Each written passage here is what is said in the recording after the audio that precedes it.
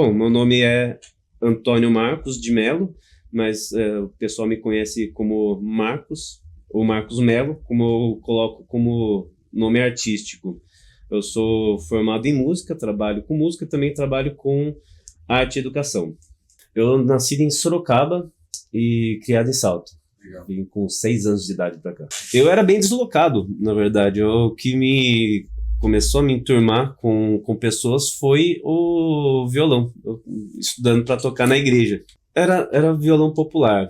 Eu comecei a me encantar em estudar mais seriamente quando eu já estava com mais de 20 anos de idade. Aí eu comecei a estudar um pouco de violão clássico, estudei um pouco de piano no conservatório, e aí eu quis ir para a universidade. Aí me formei em música na Universidade de Sorocaba, na Uniso. Certo.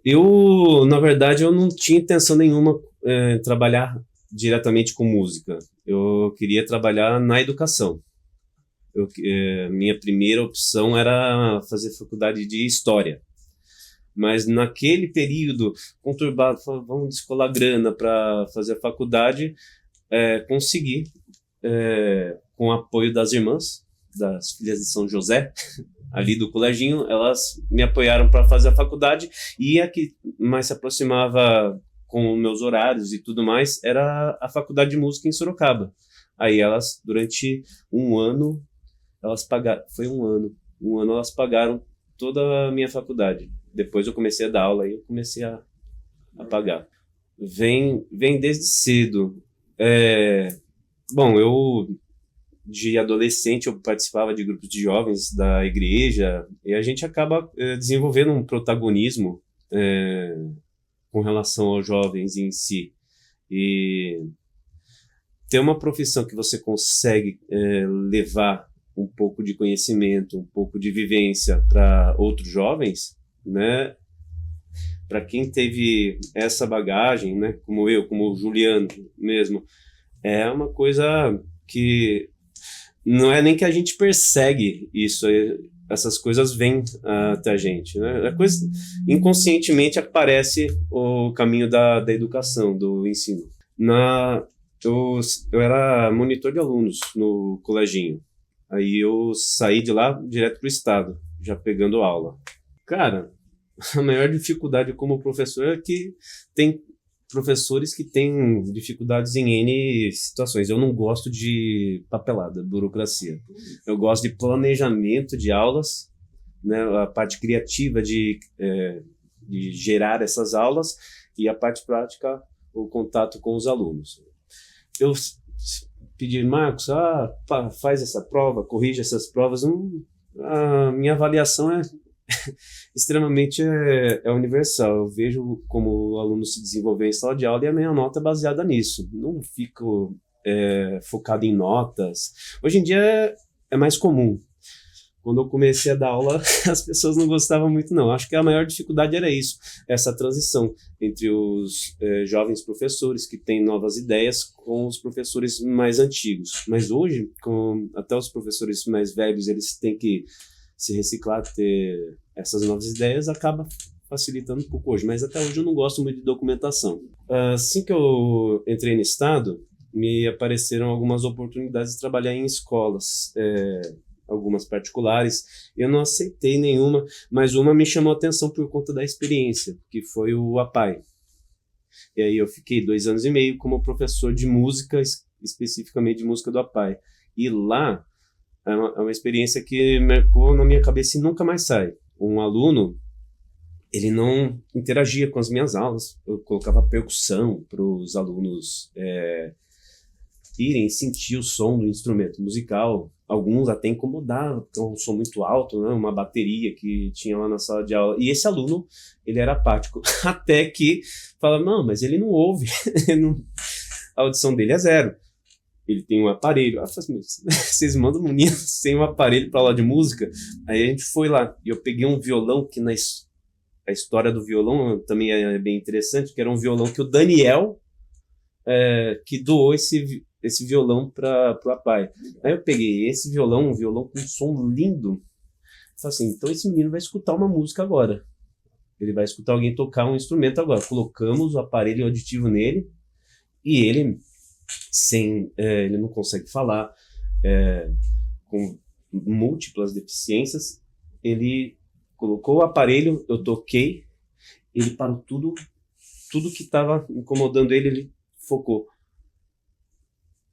Aí a professora começa a chorar, eu ali chorando, ele escutou uma música pela primeira vez. Sabe, para uma criança que ela não ouve, o aparelho incomoda muito, porque ele não escuta direcionado um som aqui, a gente sabe onde está. Para ele é tudo no técnico, é mono. Então ele não sabe de onde que vem cada som. Mas quando ele escutou uma música, um som, um acorde no violão, ele parou e focou. As coisas não estavam mais incomodando a ele. Ele descobriu que tem os prazeres dos ouvintes, o prazer de escutar, o prazer do som. E, cara, só o fato de saber que eu proporcionei isso para ele, eu achei, cara, isso foi um auge que dificilmente eu consigo alcançar de novo na educação. Professor Elias, professor de história. Eu tive uma aula com ele apenas, porque na época eu trabalhava o dia inteiro, eu tinha largado os estudos na época para poder trabalhar. E a escola foi atrás, a coordenadora da escola era uma pessoa top, e ela foi atrás de mim, falou assim, não, você vai estudar. E aí eu fui, eu estava matriculado de manhã, mas eu comecei aí no período contrário, à noite, para poder compensar as minhas faltas. E numa dessas compensadas, o professor Elias começou a dar aula, acho que eu tive umas 2 aulas com o professor Elias, professor de história. E até hoje ele é um cara extremamente ativo na música. Muito tempo depois, eu voltei para a escola com um projeto social. Eu queria dar uma iniciação musical para a criançada. Eu nem formado era ainda, né? nem pensava em fazer faculdade de música.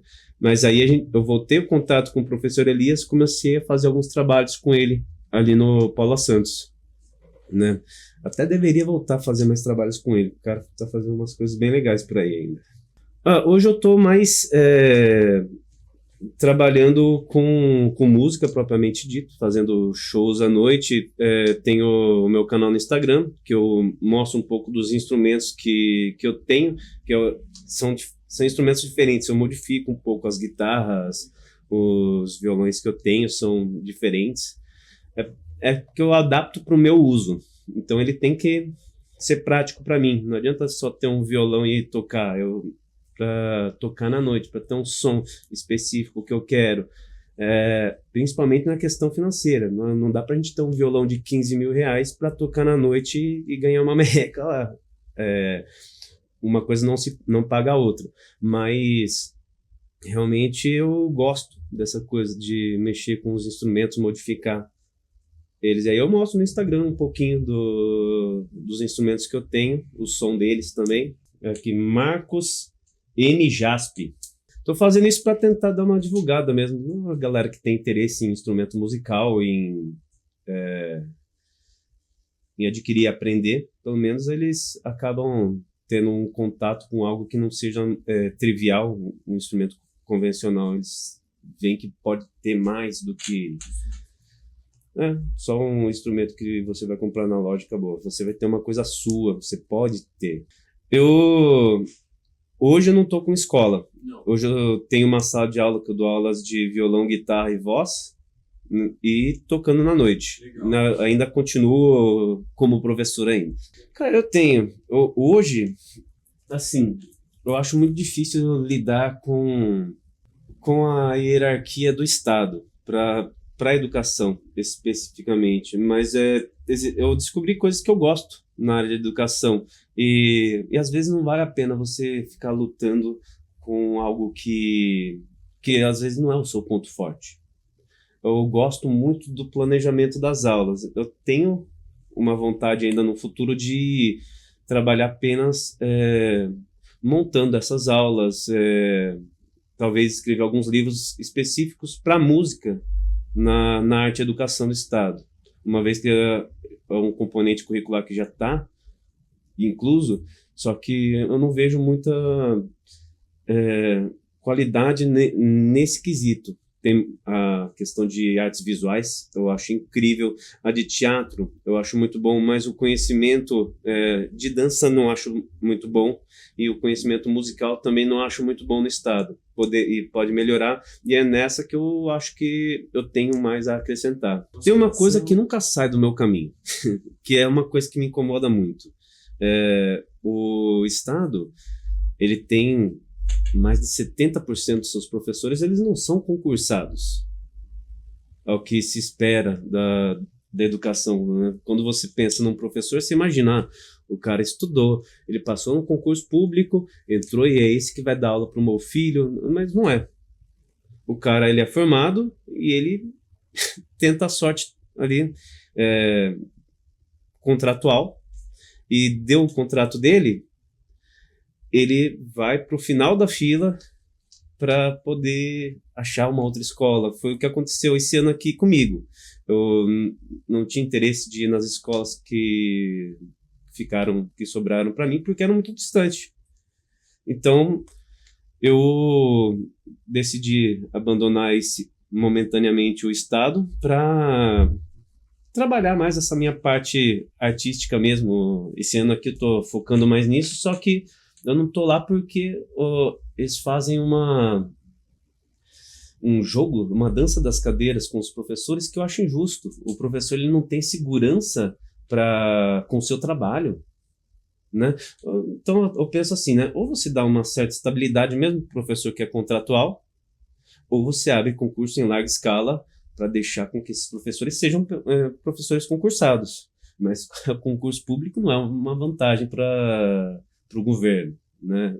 Financeiramente, para o governo é uma pedra no sapato um funcionário concursado.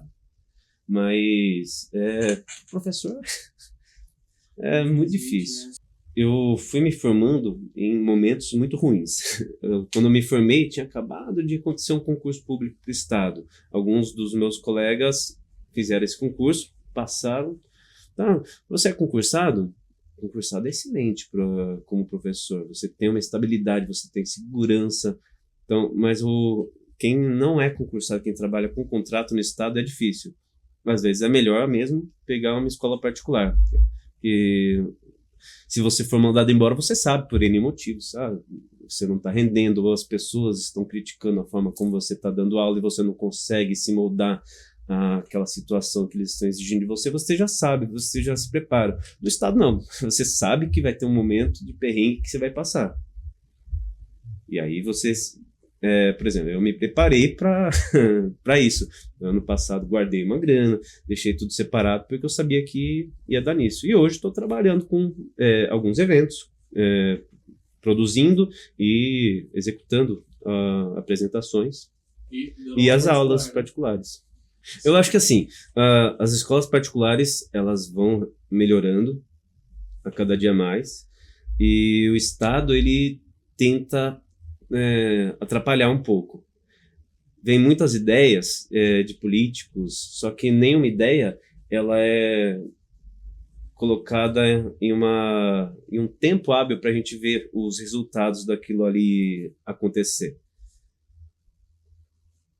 E, assim, vai piorando com o passar dos anos. Até mesmo a questão da valorização do trabalho do professor, né? Os pais mesmo já não veem mais aquele valor de um professor hoje em dia. Então, o professor, ele é o cara que está atrapalhando a educação dos filhos hoje. Né? E não é uma realidade, é uma especulação ridícula feita por... É insano, né, pensar nisso, né? Tem pai que imagina que os professores é o que estão atrapalhando a educação que eles querem dar para os próprios filhos. Eu tenho o sonho de viver como compositor.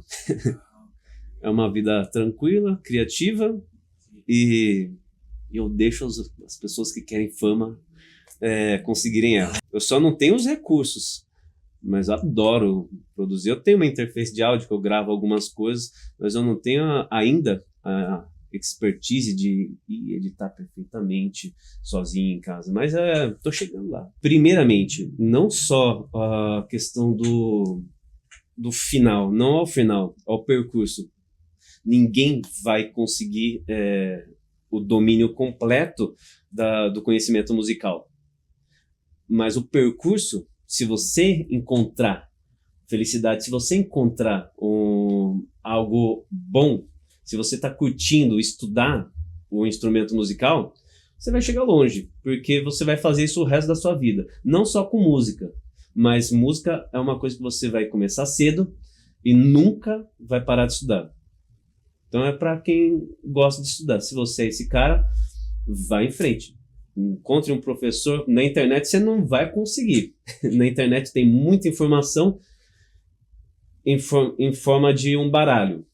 Você precisa de um método para seguir. E se você conseguir achar um professor bom, conseguir achar pessoas que te apoiem, e é importantíssimo a sua família apoiar, você vai só ter sucesso na vida.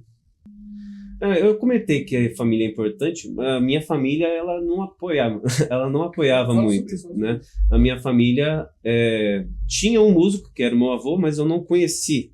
Eu comecei a estudar com o instrumento do meu avô, mas a minha família era zero musical na minha casa. Mas a família não é só aquela que a gente compartilha o sangue, o DNA. Família todas as pessoas que estão ao seu redor. Graças a Deus eu tive excelentes amigos e eles que me apoiaram a vida toda. Então, não esquece disso. Família não é só aquela que a gente compartilha o sangue. São as pessoas que querem você bem e elas vão seguir você porque elas dependem emocionalmente de você. E você delas também. Eu sei que eu posso não ter todas as qualidades do mundo, mas eu gosto desse texto que eu falo.